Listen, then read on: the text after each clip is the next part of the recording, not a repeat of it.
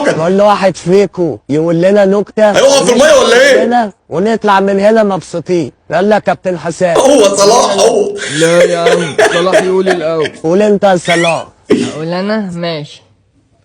بيقول لك مرة واحد اقرع حس ان في حاجة ماشية على دماغه، فبيحط ايده لقاها نملة، جاي يشيلها قالت له استنى والنبي يا عمو اخد الفلوس.